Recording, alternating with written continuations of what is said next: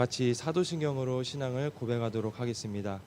전능하사 천지를 만드신 하나님 아버지를 내가 믿사오며 그 외아들 우리 주 예수 그리스도를 믿사오니 이는 성령으로 잉태하사 동정녀 마리아에게 나시고 본디오 빌라도에게 고난을 받으사 십자가에 못 박혀 죽으시고 장사한 지 사흘 만에 죽은 자 가운데서 다시 살아나시며 하늘에 오르사 전능하신 하나님 우편에 앉아 계시다가 저리로서 산자와 죽은 자를 심판하러 오시리라.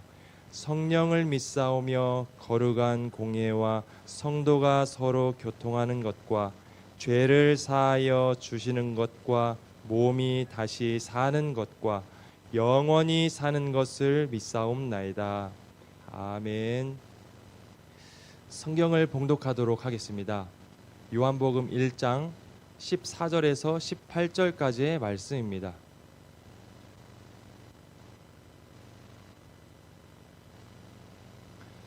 함께 읽도록 하겠습니다. 말씀이 육신이 되어 우리 가운데 거하심에 우리가 그의 영광을 보니 아버지의 독생자의 영광이요 은혜와 진리가 충만하더라.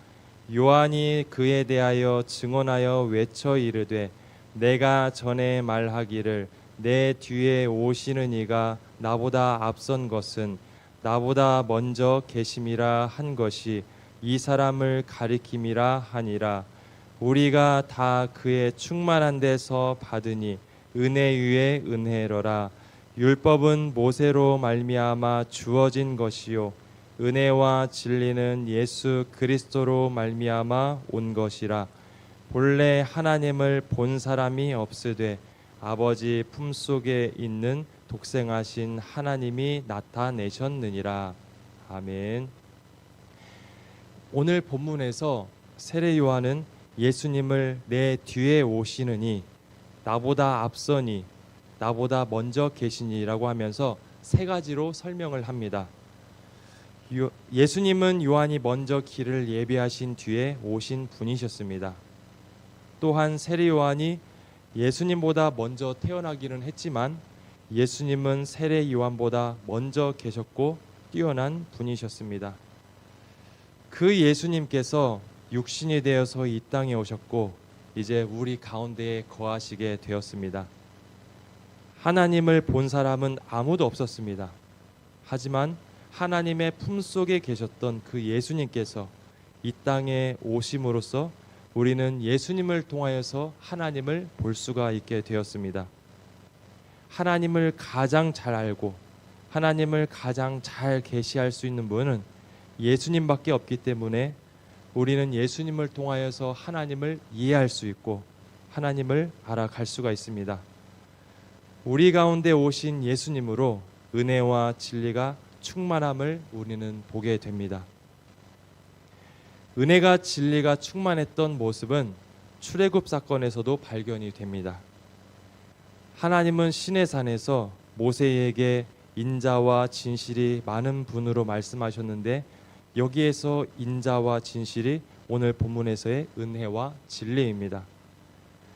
그때의 사건은 이러합니다.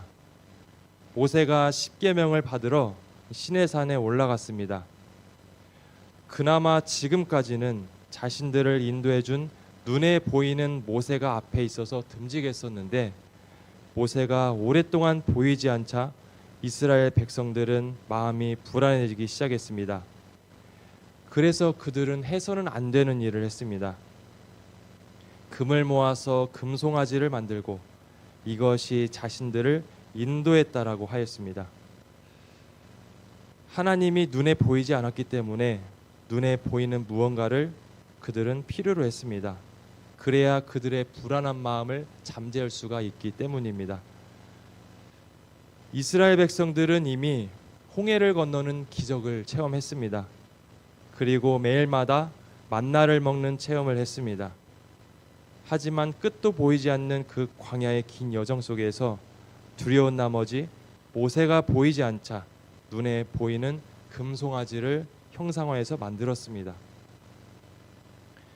이 백성들의 어리석고 악함을 보고 모세는 하나님께서 이 백성들의 죄를 용서해 주시기를 구하면서 하나님을 대면하였습니다. 모세는 하나님께서 백성들을 크게 치실까 봐 두려워했습니다. 금송아지를 만들므로 하나님의 진노를 사서 하나님이 그들을 버리시겠다라고 하신 말씀을 이미 그는 들었기 때문에 모세는 두려웠습니다. 그래서 모세는 하나님께 주님의 영광을 보여달라고 하면서 하나님께서 우리와 함께 하심을, 임재하심을, 동행하심을 보여달라고 표적을 구했습니다. 이때 하나님께서는 친히 모세 앞을 지나가셨습니다. 하나님의 영광스러움에 그 거룩하심에 모세가 죽을까봐 모세를 돌 사이에 감추시고 영광의 등만 볼 수 있도록 하셨습니다. 하나님은 그 영광을 보여주시며 다시 십계명을 주시기 위해서 강림하셨습니다. 그때 하나님의 임재를 성경은 이렇게 설명을 하고 있습니다. 여호와라 여호와라 자비롭고 은혜롭고 노하기를 더디하고 인자와 진실이 많은 하나님이라. 여기에서 하나님은 인자와 진실이 많은 하나님이라고 설명을 하고 있습니다. 이스라엘 백성들은 하나님의 진노를 받기에 합당했습니다. 그들은 연약함으로 범죄를 하였고 하나님을 진노케 하였습니다. 하지만 하나님은 다시 한번 그 백성들에게 기회를 주셨습니다. 바로 노하실 수도 있었지만 하나님은 노하기를 멈추셨고 다시 한번 이스라엘을 용서하시면서 자비를 베푸시고 변함없는 사랑으로 그들을 돌봐주셨습니다. 시내산 사건을 통하여서 자기 백성들을 다시 용서해 주시고 기회를 주시며 인자와 진실하심을 보여주신 하나님을 발견할 수 있는 것처럼 우리는 이 땅에 성육신하신 예수님을 통하여서 하나님이 자기 백성들을 얼마나 사랑하시는지 그 인자와 진실하심을 발견할 수가 있습니다. 하나님은 범죄한 백성들에게 진노를 쏟지 않으셨고 예수님을 보내주셔서 다시 용서해 주시고 그들에게 기회를 주시면서 인자와 진실하심을 보여주셨습니다. 요한복음을 받아보던 교회와 성도들은 당시 어려움을 겪고 있었던 것 같습니다. 밖으로는 핍박이 있었고 안으로는 이미 교회가 한 세대를 지나면서 여러 가지 갈등이 시작되고 있었습니다. 그들은 하나님께서 우리와 함께 하신다라는 그 임재와 동행하심에 대한 증거가 간절해졌습니다. 그들은 하나님을 보기를 원했습니다.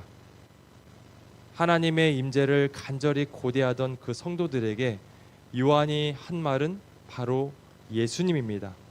예수님을 바라보라는 것이었습니다. 모세는 하나님께서 백성들에게 노하실까 봐 불안하고 두려웠습니다. 그래서 하나님의 임재와 하나님이 함께 하실 것이라는 증표를 보여달라고 요구를 했었습니다. 이것은 요한의 편지를 받아보는 그때 당시 성도들과 또한 우리 또한 그렇습니다. 우리가 몹시 연약해서 몹시 허물이 많아서 하나님이 우리를 버리지 않고 우리와 함께 동행하신다라는 그 확신이 우리에게 절실히 필요합니다. 모세 앞에 보여진 하나님의 영광은 인자와 진실의 하나님이었습니다. 이처럼 우리를 버리지 않으시고 다시 용서해 주시며 동행해 주신다라는 그 증거, 즉 그 증거가 바로 우리 예수님입니다. 우리는 하나님께서 나와 동행하고 계신다라는 증거를 계속해서 보여달라고 하나님께 간구를 합니다. 그러면서 기대하는 것은 물 위를 걸으시는 주님, 물로 포도주를 만드시는 주님, 오병이어를 일으키신 주님과 같은 위대한 증거만을 하나님께 요구를 합니다. 예수님이 아니라 보여지는 여러 가지 현상들에 우리는 집중을 합니다. 그러다 보니까 현상들이 없어서 두려워하거나 또는 현상들을 따라가다 보니까 잘못된 길로 빠지기도 합니다. 하나님은 이미 우리에게 우리와 함께 하신다라는 증거를 보여주셨습니다. 그것이 바로 예수님입니다.